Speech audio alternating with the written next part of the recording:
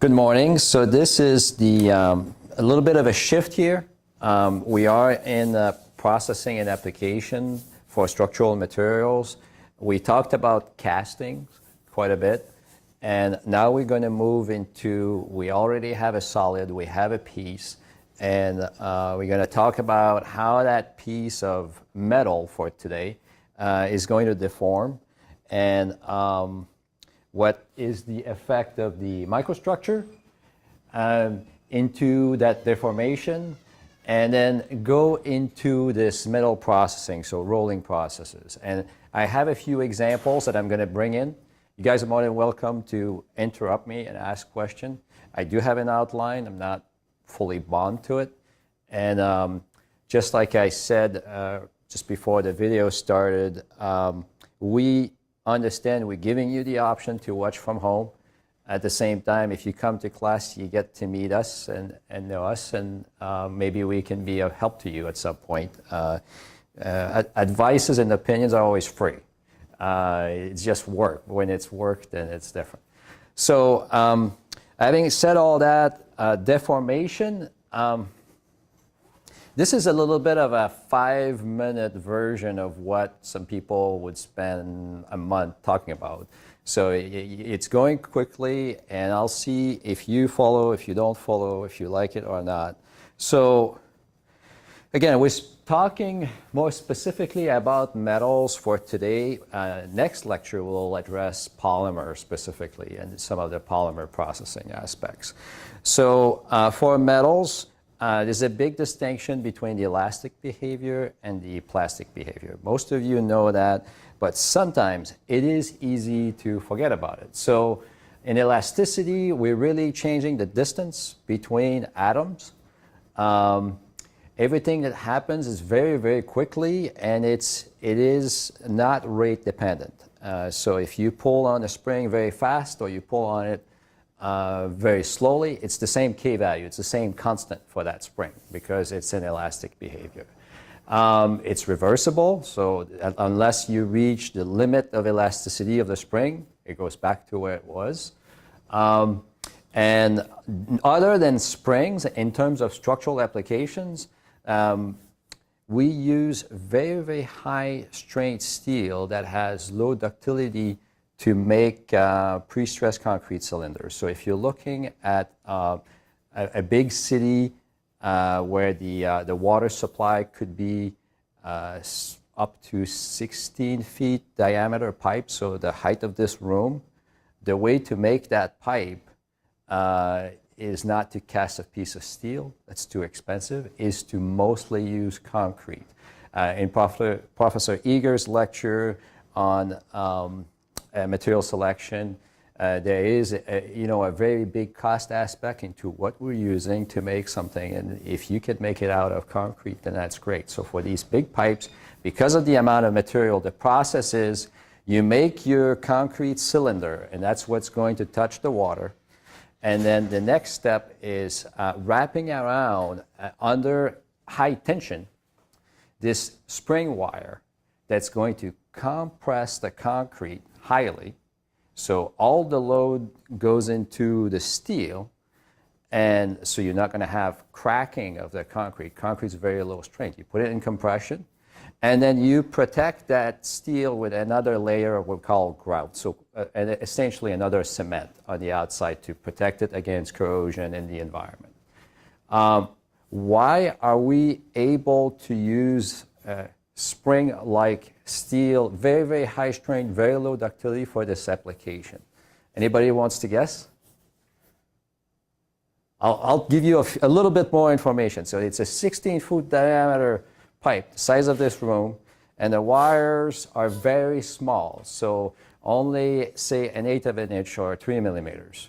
So maybe you can think like there's a lot of them. Like it's just winding, one over the next one. So let's say you break one. Nothing happens. Break two. Nothing happens. 3. When you get to about 10 is where you start worrying. So because, again, these structures would be extremely expensive to make out of something else than cement and some small amount of steel that's very, very high strength. Well, what happens is they will spend the money when they put these pipes into the ground to have sensors, acoustic sensors, that are going to detect the breaks.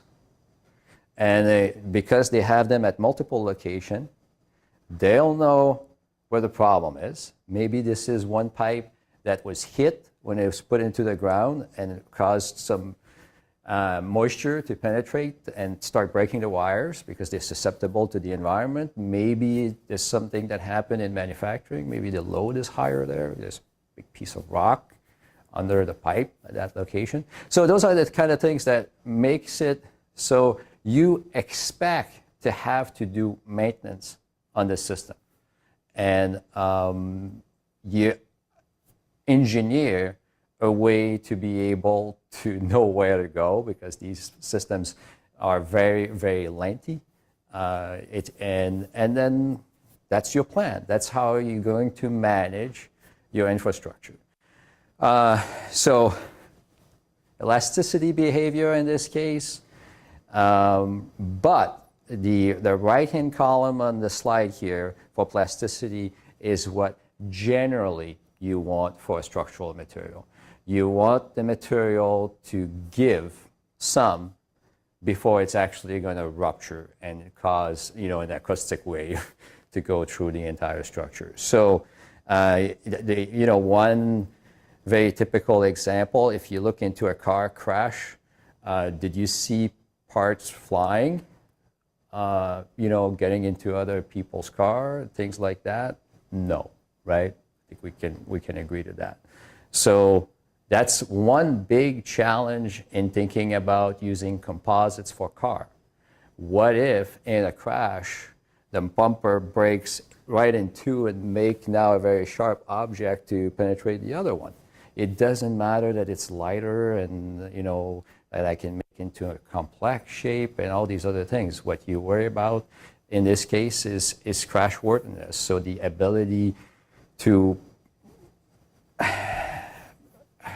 minimize damages to the occupants into the car. And there are plenty of examples of that where, if I go and buy a wrench or a hammer, what I'm hoping for is that this tool will tell me that I'm overdoing it. I mean, that's what I'm hoping for, because if there's no sign, I'm using it, and then at some point it breaks in three pieces and shatters, it's a problem. It's a safety hazard. So that's a little bit why I thought I'll introduce deformation at this point into this module. So when we talked about casting, the main aspect there is you can have a relatively brittle behavior. You can have a casting that would be like a spring. It'd be elastic and then snap on you. So that limits the applications for a lot of those castings. And therefore, we have to do something when it's cast to make a part. And that's really what we're going to talk about for the second part of today's lecture. So in more details now, the elastic behavior, the one that's like a spring, it really is a question of equilibrium between atoms. And I'm sure you've heard that before, that you have the electron network wanting to be shared between two atoms, so that's the way to bring them closer together. But then you have the nucleus of these two same atoms that don't like each other. You can't be that close. These are very, very strong local positive forces. So what happens, if you look at this here, is the repulsive force, so that's the one in green in the upper left, is a very, very sharp curve. It won't matter until you get to a certain closeness, then it matters a lot. So the attraction force, that's the upper blue curve, is a little smoother. So when you add those up, you have the red curve. So that red curve tells you essentially what's going to be the equilibrium distance between the two atoms. Now, There are a few reasons. You guys are all engineers and you're taking a materials class. So there is a very specific reason I want you to remember this. When you heat up most metals, aluminum, steel, copper, they expand. Why do they expand? Anybody already knows? Because you're a material scientist. So tell me what. Yep. Yes, very good. So the answer is it's shifting the equilibrium position because this is not a symmetric curve. So when you actuate the energy,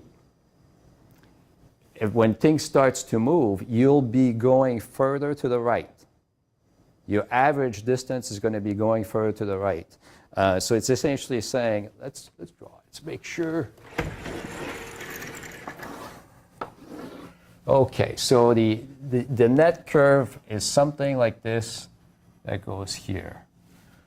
So if I'm at very low temperature, this is my equilibrium distance. If I add thermal actuation, it's going to be, say, between here and here in terms of energy level, and my average now is further up.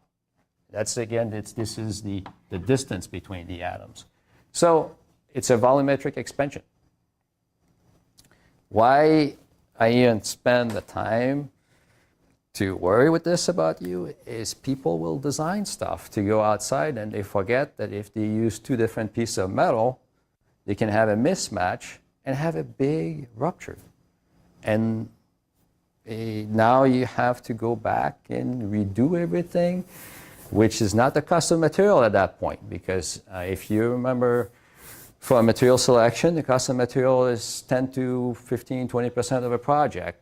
If you have to redo the project, you wish you spent an extra couple percent on the material instead to make everything stainless steel or something like that. I'm just giving a very, very basic example, but something to think about. It just leads to a lot of problems, and I could go on that, but I wanted this class to be a little bit more advanced. This is another aspect that you'll see very well with a rubber band. So a rubber band is an elastic behavior, so when you pull on it, you see it very well shrinking in the other direction. That's what happened with metals as well.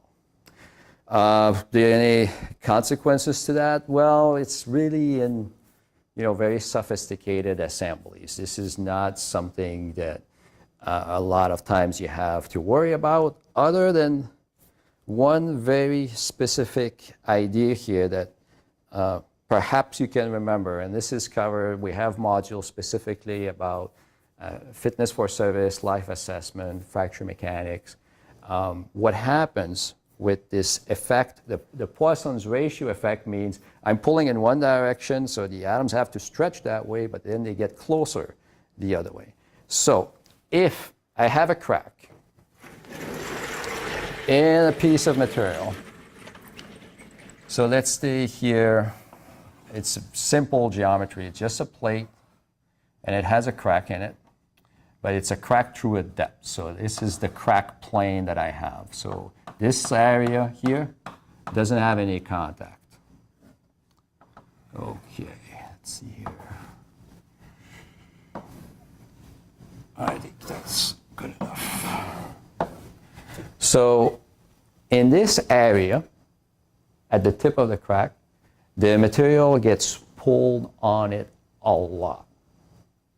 So let's say that we started here, and I will put some number. Let's say here that the stress is 10 times, just as an example, bigger than the stress that you have here in the nominal area. And you're pulling this way on this. So what the material wants to do right here at the tip of the crack is it wished it could compress. That is what Poisson's told you the material wants to do, and it's based on all this energy concept. The electrons, they're okay, going one way as opposed to the other, but there's only so much of that they're willing to do before now the energy curve changes. So this is what we call triaxiality. You cannot compress in this direction because the zone of stress is just very, very local. This is where the stress is 10x. It's a very, very small volume, and the material surrounding it is going to prevent that cylinder from shrinking on you if the part is thick enough. So to me, that's in terms of engineering, that's the best reason for wanting to know about Poissons. Now, there are a lot of other people that do composites that will say it differently because they really look at the elastic response in terms of deformation of that part. So I'm speaking a little bit more for metals again here. Okay.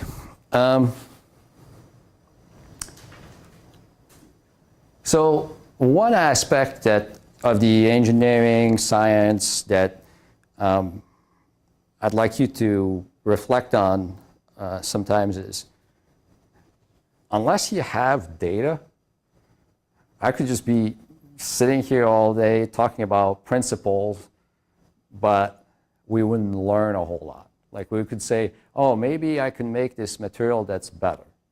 Well, okay, so now what's the next step? It's trying to make it and then test it out, right? So we're going to talk just a little bit now about how we test metals.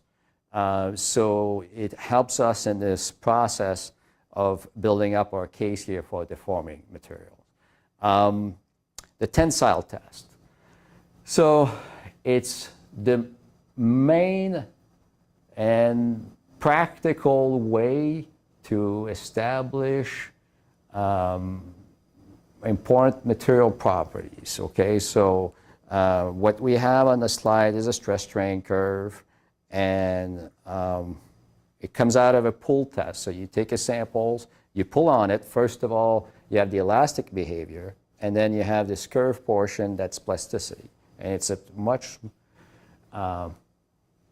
reduced rate of increase in capacity with load. And that's the behavior, the plasticity is the behavior that doesn't go back. So in very clear terms here, we're talking about elastic behavior and then plasticity.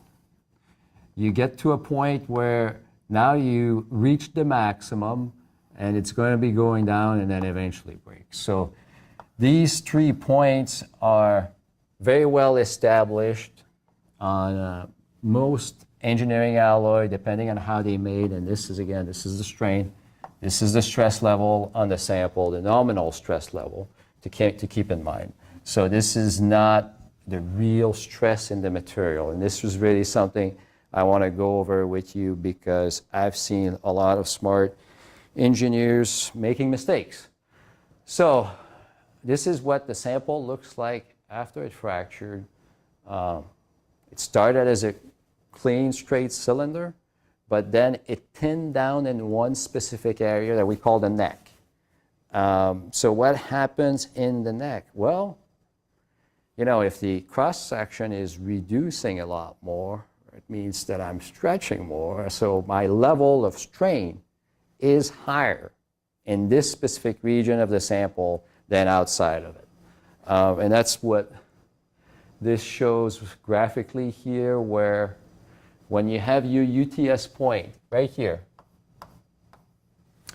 is where you start having the formation of that neck, always.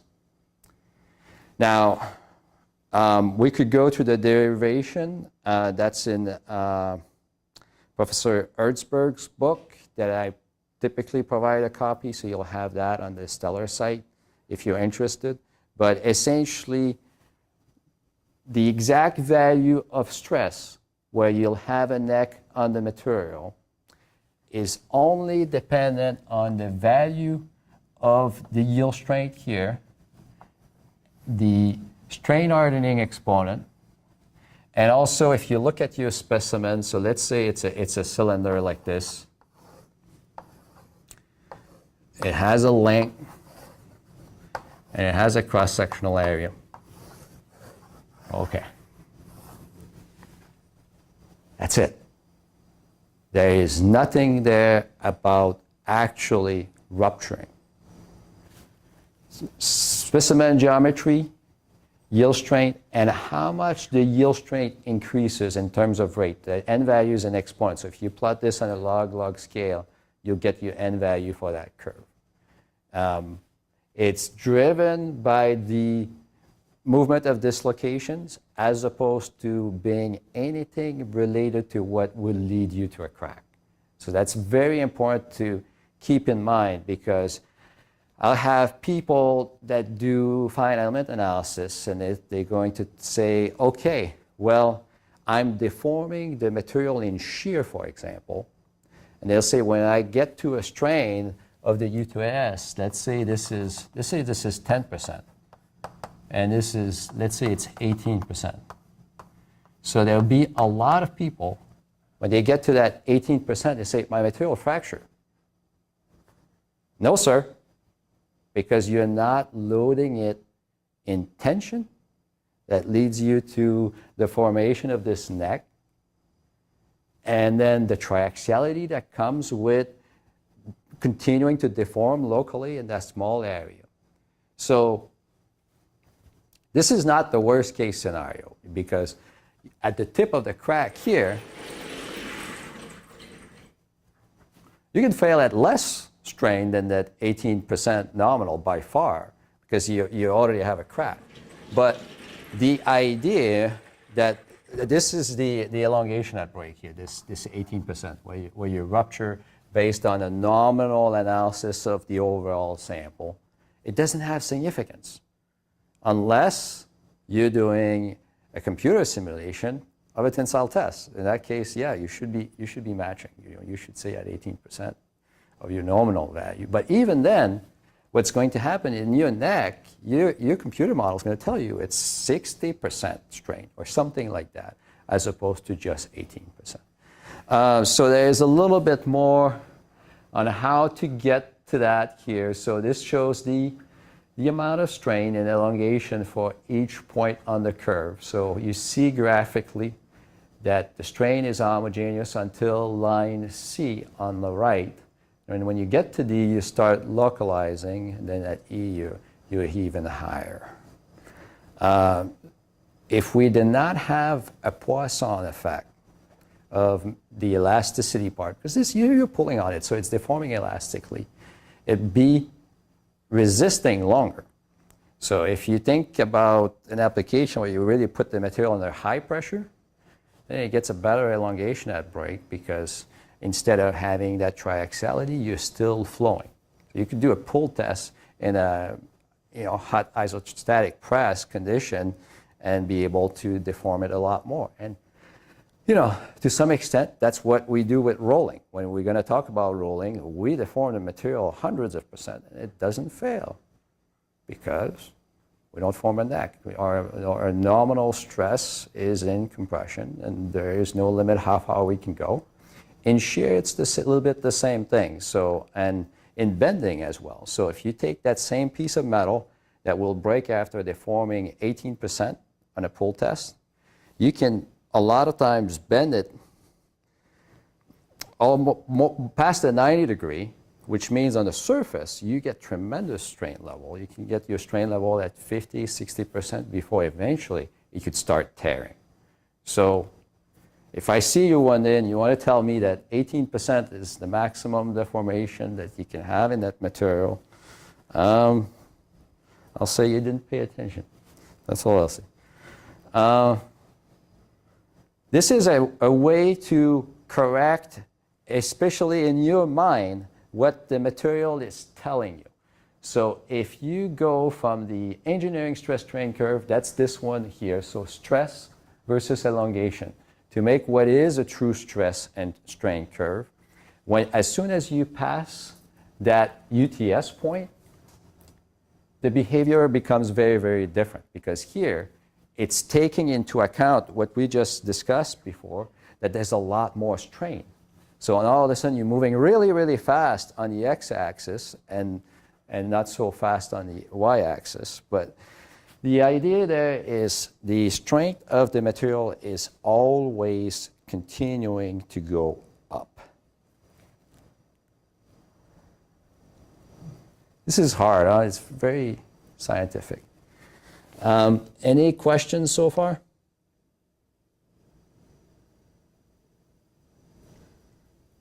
Nobody's asleep, so that's good.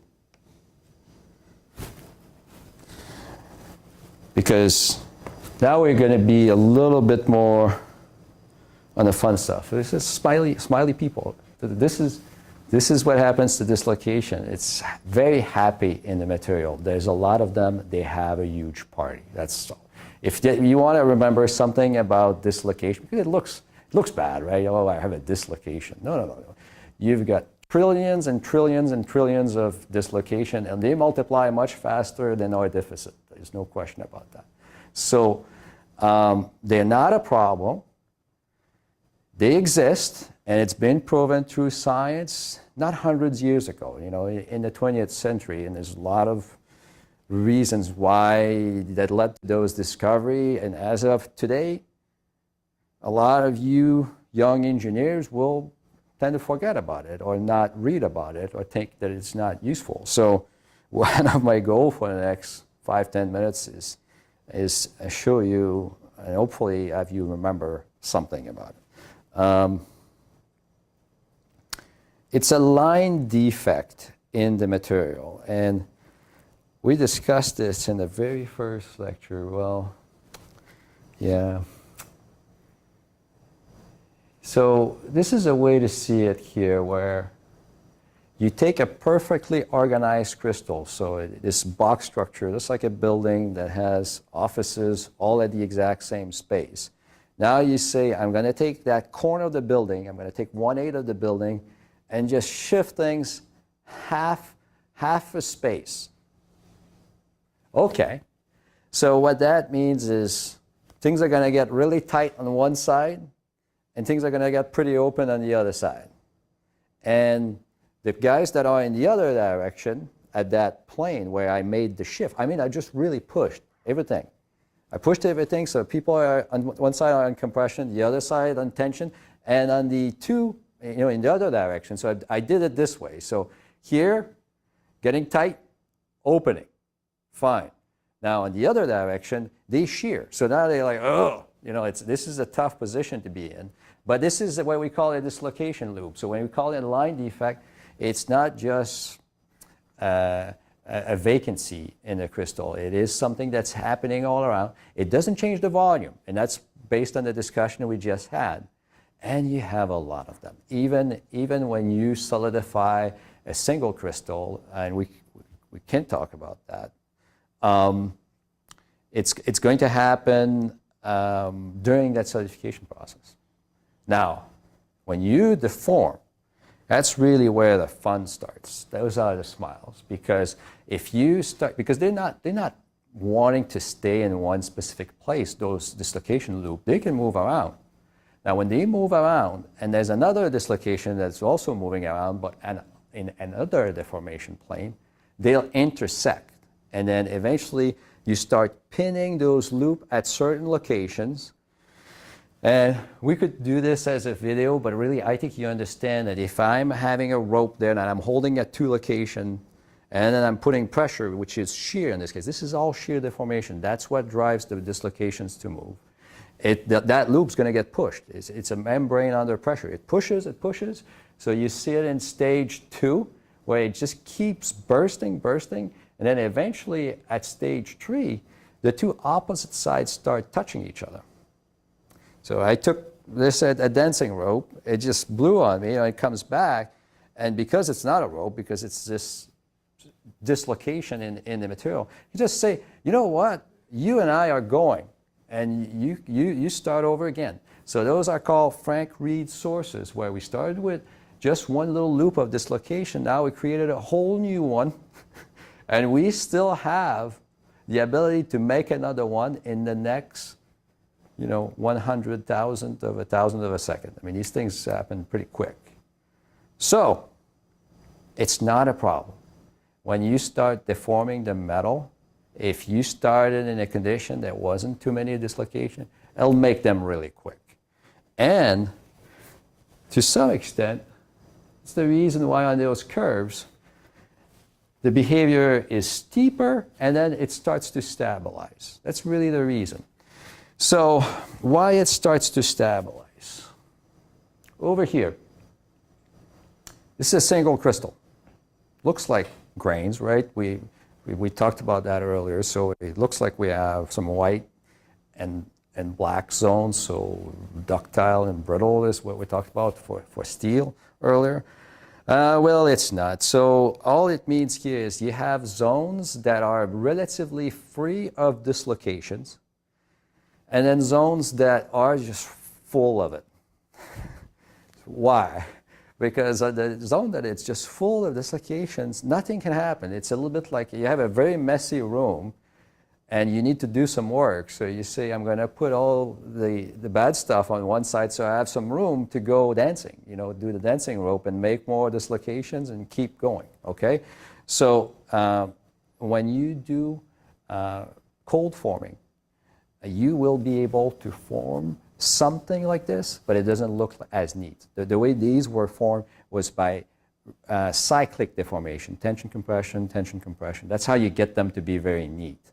But they also happen at room temperature just by keep deforming. You have to get to hundreds of percent of strain for that to become sort of a stable structure. And when you're in a stable structure, well, all of a sudden, we have to go back to that curve. It doesn't really show. So the real stress strain curve will eventually saturate. So let me make a correction here so we really don't get confused. This is nominal stress, and this is just the elongation measured as the change in length over the test. It's E.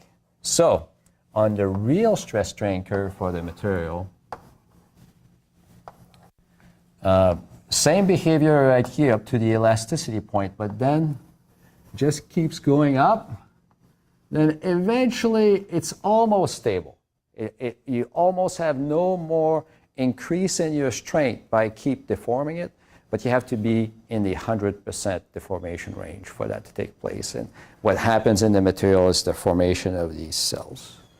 So, sorry, wait, is the one on the left just normalized by area? Is that what you're saying? Yes, exactly. So so the elongation is the delta L over L.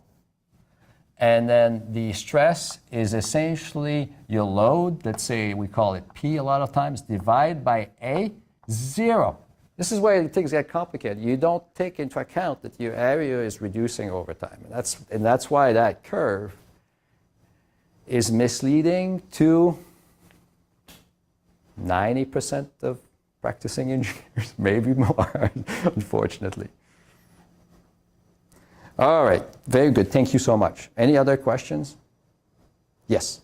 In the previous slide, you had like some structures that were just like squares with sort of intermittent darker sections. Is that a natural structure? Yes. It is a natural structure, and it looks different. That's why it's in the book. So it's in the fatigue book of Professor Suresh, who's a scientist who was my TS advisor as well. He became head of the National Science Foundation. So we're fortunate at MIT to have people that can get those access to this stuff that we can all share after that. Okay, so this is important. So far today, we're thinking of only one building. When we talk about dislocation, this was essentially what was happening just in one crystal. Now we're going to talk about the city of New York, or anybody from the West Coast? LA? Do LA. There's all sorts of buildings, big ones, small ones. You have the same in metals. It's shown here. This is a piece of copper. One way to see this effect is you can polish a piece of that copper, and I'll bring the samples. One of the plans is to make some recitations associated with this class. So in recitation, I can bring more material in. You can polish that piece. When you pull on it, it becomes rough. Just a little bit like the surface of an orange. So it's called an orange peel effect. So when the grains are big, is when you see that effect. If the grains are super small, you're not going to see it on the surface when you deform. So most of the time, you don't see it. But if you have a piece of aluminum of a medical device, that looks like a deformity, it has these little roughness created. Well, the grains were overgrown, and that actually happens. And we can talk about that some other time. Very easy to get sidetracked, I'll tell you that. What happens with grains? The smaller the grain, the less room you have for the dislocations to have a great time. So, typically, the higher yield strength. It's that simple. There's things that make it complicated today, but this one, not very complicated. So, if I take the same piece of material, I manage to refine the grains, this point goes up. And contrary to other things that I can do with the material where increasing the yield would also reduce my ductility, this grain refinement generally doesn't have that effect. The main effect is raising the entire curve. And the reason is it's not like you eliminated the playroom or you got it very, very messy already, which is what you do in cold forming. So if I take a piece of metal to make a spring and I deform it, when I'm done, it's full of dislocation. So when I pull on it then, nothing really happens. And that's not what reducing the grain does. Reducing the grain just means I got smaller rooms to play with to cause that work hardening. So this plot is out of some research that was done now about 15 years ago, where you can see the hardness of a nickel alloy going from 1 gigapascal to 7 gigapascal just by changing the grain size. Almost the same chemistry.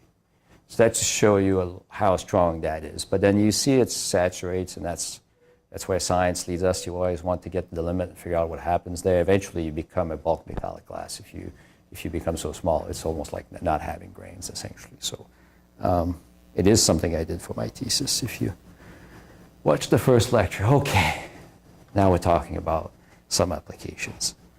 Hot rolling. Why are we doing it? There are many reasons. There's no bad answer here. You could start. Why are we hot rolling a piece that we cast? Just like you do laundry, right? You want to mix it in, get rid of the bad stuff. The bad stuff in this case is segregation, so different chemistry on the surface and the midwall, these big grains, porosity. There's a lot to get rid of. You have small grains here, big grains there. So we're going to do it hot because that's where we get a lot of mobility. We get diffusion, so that's how the chemical elements can migrate. And it's also where the grains are not going to stay exactly like it is. They're going to keep changing and reforming and reforming. And this is where I think this might be a little too complicated as far as a summary, so I'm going to use my last board here to go over what happens in hot forming. Let's say we're not super hot. So we start with, and we're going to look at just one grain at a time. This is where we start relatively on the form. That grain, I'm flattening it, so it's becoming longer. And now, let's say it's just full of dislocation. It got to almost 100% strain in it. And it's not like it's complaining, but it has a lot of energy into it. Because any time that you do this shift in the building, everybody has tension, compression, and it just adds up as far as the overall energy. So what happens at some point is there will be enough energy in one area of this grain to say, you know what, I'm going to make a brand new crystal for you. I'm going to start right here, and I'm going to make this my new grain that doesn't have dislocation, so my volume energy is significantly reduced. Now, why you can't get that at ambient temperature, that's going back to talking about nucleation and solidification, is to get that piece here This is the clean. It's white. To be able to get that white, what did I do? I created an interface here between the white and the stripe region. That's adding energy. So what's reducing the energy is the volume there, but I have to get through the hump of making just the kinetic activation strong enough to get enough people organized here to have a nucleus for this new grain. So I need to be at high temperature, at ambient temperature on most metals except lead, I think. Lead, you can have recrystallization almost at ambient temperature because it's very soft, low melting point. So, or tin, I believe. So unless, in typical application, you have to be hot for this to take place. And what it means is now you just keep going and everybody's happy. So when you completely saturated a playground, you break it down into 5 other playgrounds. So this is on the chart there when you have the stretched grains going into the finer grains. And then if you're not keep deforming it here. This is just a process of healing or softening the microstructure, which we call annealing. What else is on this page is at low temperature, you can remove slowly dislocations within grain without having the recrystallization. So what does that mean is you heat high enough that the dislocations, the tension and compression will combine and essentially disappear. So that's called recovery. It's also stress relieving. There's a lot of terms associated with this process that doesn't change how it looks in the microscope. It doesn't change the grains at that point. So that's the low temperature process. That's really all you need to know. Now, when we go through this hot rolling process, this is the deformation over time. It could be hundreds of percent. What you hope to get to is a stable zone where essentially the flow stress, the amount of stress it takes to keep deforming the material is constant. And again, you keep forming it. If you have to deform 500% as opposed to 200% or 800%, it doesn't matter. It only gives you more opportunity for mixing in that chemistry and microstructure quickly. Because everything here is expensive. We're talking about shops where you have to heat everything up, everything is big, and has to be maintained. The tools are wearing, so there's a big capital cost in metal forming like this. Even more applied now, we're going to talk about what I referred to earlier in the class. I have a startup company. We're building equipment to do non-destructive testing for strength, yield strength in particular. So one of the challenges that the pipeline industry has is most of these pipelines that carry very high pressure oil, gas, gasoline products start with a flat plate that is made from rolling like we've discussed. But then to make a pipe, you roll it. So you make a U-shape, you make a circle, and you throw in a weld. For now, we're going to forget about that weld, but it is there.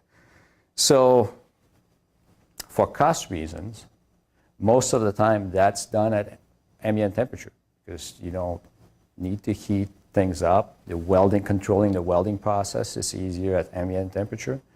So what you're left with, if we think of it, is a material where start with a very flat plate, go ahead and roll it. So now I deform this surface, the inside surface, the outside surface, but not in the very center.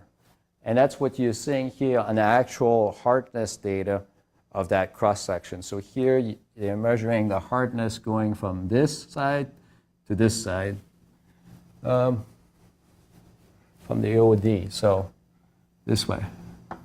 So high hardness here, lower hardness, higher hardness. Well, That means if I'm making my surface measurement, my measurement in the very center of the wall would be a different value. But I'm doing non-destructive testing, that's what I just said. So I have to make that bridge between the measurement I'm making and what is the average strength of that pipe wall. It's just part of reality. As far as our engineering, it's been a big effort. We're doing it. It's not unrealistic, but it's always interesting to think that the technology would be the problem. Making a tool that's accurate to make yield strength. No, we succeed at that. That's fine. Dealing with this. Well, it's a little extra work. Now we've got to think about how are the different ways. Is it always done cold? Do they do an expansion of that pipe after they form it? They pressure test it, which is going to change a little bit that profile. Those are all things that come into play when you see the final product, what's into it. So it was brief. That's what was the intent here. This is some analysis just showing got about a couple % strain. So the yield can be around 15–20% higher on the surface than the midwall. So it's not non-negligible. It's just something that we have to take into account. And it's not an effect of microstructure. So you always you have an hypothesis and then you find some data that agrees with it, but you have to also say, is that conclusive? So the fact that we were observing this trend could have been multiple things. It could have been that the chemistry was different between the surface and the midwall. It could be that the grains are different from the surface to midwall. But that's what we did here, where essentially it's the same stuff. So that's not the reason for the gradient. So elasticity, plasticity, I ended up spending more time on it this morning than I thought I would. Hopefully it was helpful. Hopefully you remember something about that. The microstructure, we really focused on dislocations and grains. The heat treatment is going to be later. I think we will just want to walk through it carefully and making sure you guys see some practical application, but it's too easy to jump and talk about joining and heat treatment and all sorts of things. So for today, as far as application is, I mentioned about those pipelines where you have a difference here, surface, midwall, on the inside.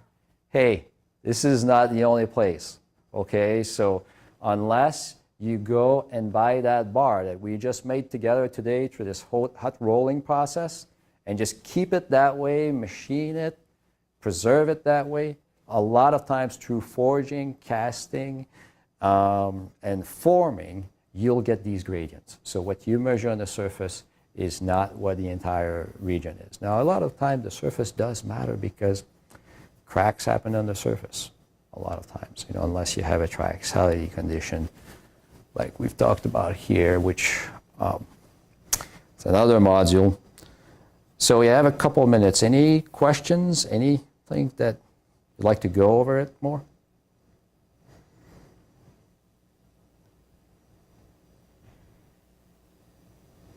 Every question is valuable. Greg, let's go. Yeah, you've been paying attention. I mean, they were not paying attention, huh? I can show you. Oh boy, no, this is not working. All right, guys. Well, next lecture, we're going to be going a little bit more into other ways of forming parts. I'm sure heard of forging or blacksmithing, and hopefully you already got a sense of why they were doing it. They didn't know all the reasons, by the way. But we'll expand it to real practical application and showing a contrast of where you would machine versus where you would want to forge. And really, also for our next lecture, which is Tuesday, we're going to be making the comparison with plastics. So everything we went through with the metals that have dislocations and grains, we're doing it. So you don't look at me thinking that, oh, this is an old school metallurgist that only knows about steel. So we'll do a little bit of the same process with polymers and make you a list of questions as we go through it, because I really like that. Thank you so much for your attention, and have a good day.